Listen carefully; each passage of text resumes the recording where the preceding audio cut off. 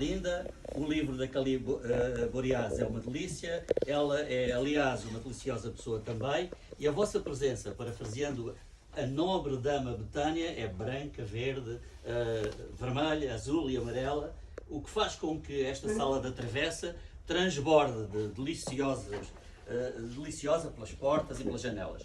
Obrigado pela vossa presença. Agradeço muito obrigado à Livraria Travessa e ao seu staff por receber hoje a Guerra e Paz, este Tesserato e a Cali. A Cali trouxe dois monstros, são dois belos monstros, se me permitem qualificar a escolha dela, para falarem sobre este livro de páginas pretas e páginas brancas, este livro de palavras e de imagens. Coincidem aqui na mesa o Fernando Pinto do Amaral e o Nicolau Santos, dois amigos meus, numa coincidência que me parece demasiado boa para ser verdadeira. Mas a verdade é que estão aqui, em carne e osso, e à carne e osso do Fernando e do Nicolau eu quero fazer a devida vénia e dizer-lhes obrigado, e obrigado pela relação íntima que têm com a poesia. E sabemos como as relações íntimas hoje em dia são raras e andam pela hora da morte. O grande feito é que a relação íntima do Fernando e do Nicolau com a poesia anda pela hora da vida, haja ou não haja Deus. E agora sim, Ferlinghetti. Quando li este nome num verso do original que a Cali me mandou, eu disse logo, de mim para mim, eu tenho de publicar. Andei com Ferlinghetti no bolso em Luanda há uns 53 anos, nas ruas da Vila Alice, o meu bairro Caluanda e Colonial, com Ferlinghetti no bolso e com um uivo na boca. Encontrar na segunda década do século XXI um verso em que uma tão jovem poeta invoca esse santo nome, numa poesia de fluxo que usa a prosa para ser ainda mais poética, foi um tiro no coração, e o que eu gosto é de tiros no coração. E cumpri, o livro está aqui, com a capa e a paginação cheia de cuidados que o Ilírio Vasco, o meu entusiasmado designer, lhe quis dar. E está aqui a Cali, que se fosse uma cidade todos quereríamos morar nela. Cali, a quem agradeço sinceramente ter um dia batido à porta da Guerra e Paz, para que eu hoje possa dizer obrigado minha autora, e para a minha autora uma potente salva de palmas aqui do pessoal.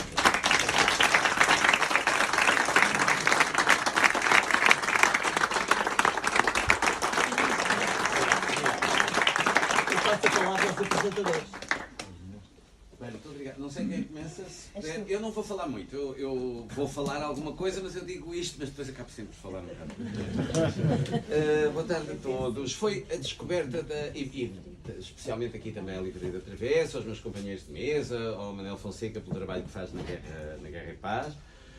Eu começaria por vos falar um bocadinho da própria autora, sem grandes. No livro vem a nota biográfica, mas o traço que a mim me marcou mais foi a interseção entre dois países, Portugal e Brasil, mas também a Roménia, porque ela, se não estou em erro, viveu anos na Roménia, sabe romeno, é tradutora literária para ou do romeno, portanto tem uma ligação com a língua romena, o que, em relação a luso-brasileiros, não é assim tão frequente, este triângulo Portugal-Brasil-Roménia. E, portanto, isso despertou-me desde logo a curiosidade. Já tinha livros dela, há agora um novo livro dela que é Na Tela Finalmente Escura, que é realmente um livro marcante. É uma obra, de facto, está, tal como outros autores brasileiros, e eu acho que a poesia brasileira contemporânea é mais variada do que a nossa, ou seja, nós temos bons poetas, mesmo os jovens, e eu já não acompanho como acompanhava há 10 ou há 20 anos, mas ainda vou acompanhando aquela geração que agora tem 30, 40, autores que eu vou seguindo e autores que eu vou seguindo. E na verdade a poesia portuguesa, tendo autores muito interessantes, e eu gosto muito de gente dessa idade, às vezes é menos variada, ou seja, é mais num determinado tipo de registro, depois outro registro e outro, mas anda ali numa zona. Os brasileiros, na poesia, o ambiente da poesia brasileira é muito eclético, muito variado, continua a fazer-se muita experimentação verbal, muito jogo de palavras, aquilo que nós chamamos de jogo de palavras, mas que é muito bom e é muito interessante, como neste poema aqui, algures, no meio do amaram-me, sim, exato, de um lugar íntimo do amor. São só 2 versos, amaram-te, amarram-te, que é qualquer coisa que evidentemente muda o tempo verbal, porque amaram-te no pretérito perfeito, amarram-te agora, estão agora a amarrar-te, portanto há logo ali uma intensidade diferente, e no entanto tem a ver com o amor, não tem isto. A poesia brasileira faz com bastante, este tipo de exercícios bastante bem, E a Cali, em alguns poemas do livro, é mestra ou mestrina, como se dirá, deste tipo de jogos, mas a poesia portuguesa não faz tanto isto. Portanto, isto foi desde logo que alguma coisa que me atraiu para a escrita da Cali Boreas, porque realmente desde o início eu notei isso. E poderia multiplicar-vos os exemplos, não vos quero maçar, só quero explicar o título, que é muito importante, porque está na gênese do próprio livro, que é o Tesserato. O Tesserato é um cubo, e estivemos a investigar sobre isso, foi muito a partir do livro já tinha a referência, mas agora fui ver de novo, e de facto é qualquer coisa que é um cubo, mas um cubo ampliado, vamos dizer assim, um cubo a 4 dimensões, que passa a ter mais, não sei, os vértices são diferentes. Há aqui um desenho, o melhor mesmo é irem ao livro, porque o livro reproduz um Tesserato na página, penso eu, 8 ou 9, aqui. É isto. É um cubo, mas um cubo ampliado, uma espécie de um líquido. É muito interessante. Isso, desde logo, para quem gosta destas coisas, também é um atrativo do livro. Ou seja, o livro tem imagens, mais uma vez parabéns ao editor, porque a edição está muito bonita. É um livro que não é fácil de fazer, nesse sentido. Um livro de poesia normal, é só imprimir os poemas. Aqui não, é preciso, as cores são diferentes. O livro divide-se em 3 partes, tem 2 partes brancas e uma parte no meio que é negra, com letras brancas em fundo negro, tem fotografias belíssimas, tem isto, fotografias a cores. Meu Deus, deve ter ficado um livro caríssimo, Manel. Isto não ficou barato.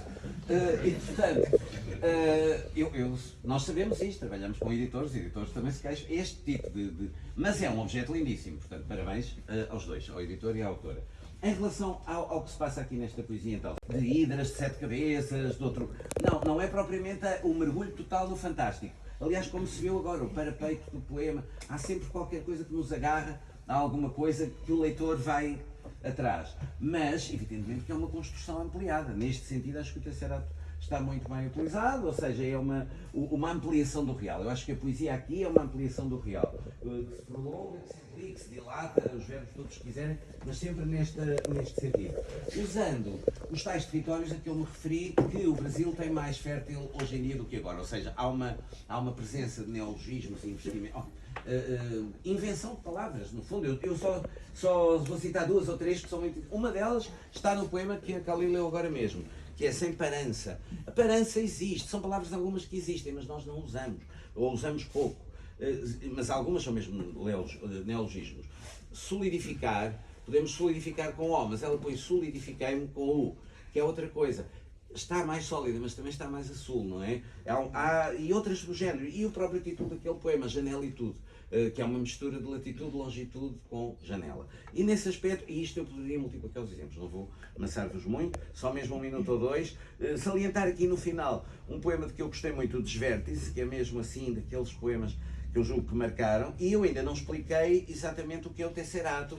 Tem 8 vértices, os vértices vão sendo percorridos ao longo dos poemas. Os poemas têm um grau de profundidade filosófica e de ir ao fundo da essência das questões muito bom. No entanto, tal como o Manel disse, e eu reparei nisso, é uma escrita em fluxo, ou seja, ela vai atrás do que uma palavra parece puxar por outra e por outra, mas depois aquilo tudo estabelece digamos assim, um tal Tesserato, vamos dizer assim. Porque a palavra é tão bonita que remete também, parece, para um tecido, para qualquer coisa que é uma textura, digamos.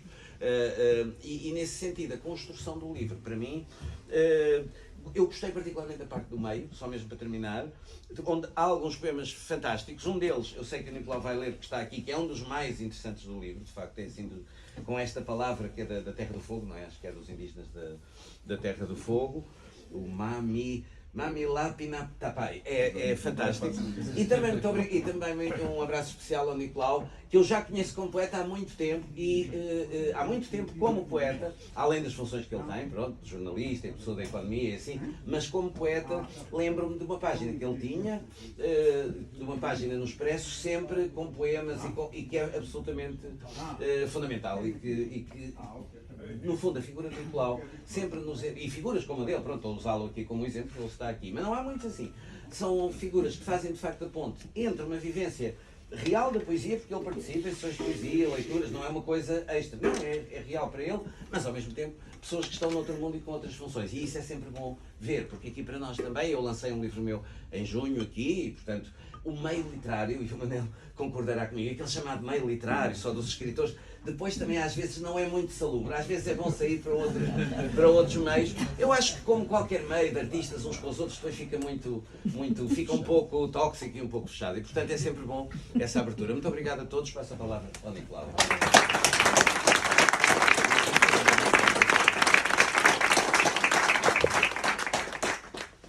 Bom, boa noite a todos. Não é fácil falar depois do Fernando, que foi meu professor num curso de poesia, que eu tive o prazer de frequentar e pelo menos corrigir muitas das coisas que eu fazia mal. Agora continuo a fazer mal, mas agora já estou instruído, já sei como é que se faz. E por outro lado ali o meu concidadão angolano, o meu querido Manel, que é uma pessoa que dedica muita atenção, enfim, aos seus autores. Eu penso que fui eu que pus em ligação a Carolina com o Manel, e o Manel edita sempre grandes poetas portuguesas. Eu gostava de dizer em relação à Carolina o seguinte. Um dia eu conheço o pai da Carolina, o António, que organiza os encontros, enfim, onde nós podemos ir ouvir pessoas segundo a lei da chata mouse, ou seja, tudo o que ela há dito não sai cá para fora, e vão pessoas muito interessantes dos mais diversos níveis da sociedade e aprendem-se coisas realmente muito relevantes. E um dia ele disse-me, olha, vem cá a minha filha e vai fazer o lançamento de um livro e gostava de convidar. Enfim, eu fui, foi aí que conheci a Cali no lançamento do Outono Azul Azul. E o livro logo ali me despertou, porque acho que tinha um tipo de poesia que o Fernando disse isso muito melhor do que eu, é um tipo de poesia que nos envolve claramente através da palavra, vai-nos agarrando através da palavra, mas sem desligar do real, ou seja, não, às tantas não passa para o etéreo e a gente já não percebe nada do que estamos a falar. Não, vai por aí.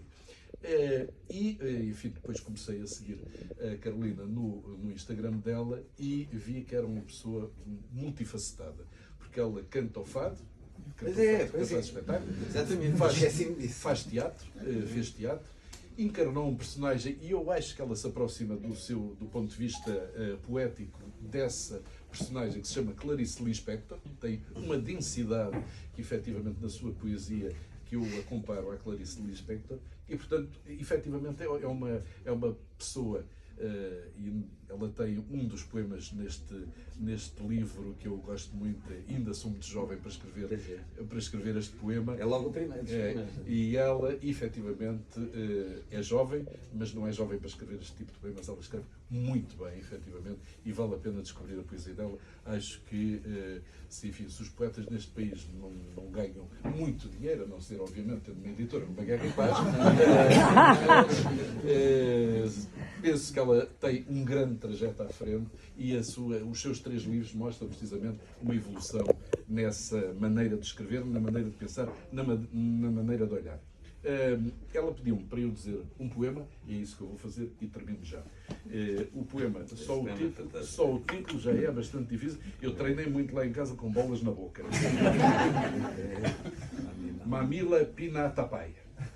Em russo, há uma palavra específica para o afeto que se tem por alguém que se amou. Em tcheco, há uma palavra com um certo tipo de angústia diante da própria mediocridade ou falta de habilidade. Lembro de Kundera falar disso. Na Escócia, parece que há uma palavra para o tique do lábio superior que indica a antecipação da alegria. Em albanês há alegres 17 e 27 palavras, respectivamente, para sobrancelhas e bigodes.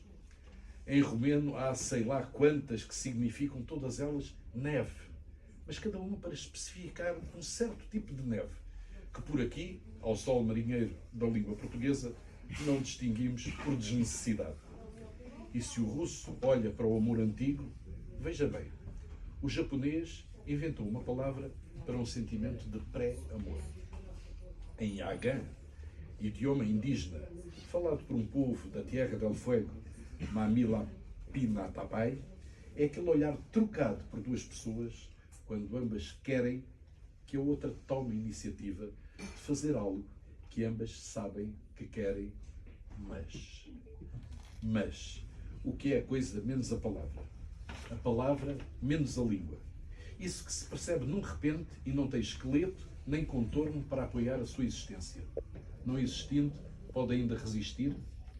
Se a língua nos funda a humanidade, e se há quem saiba que neve não é simplesmente neve, como amor não é simplesmente amor, assim como a saudade não é só uma falta, e calunga não é só saudade, mas também abismo e Deus, como posso eu dizer algo agora daqui de onde estou? Caliborias.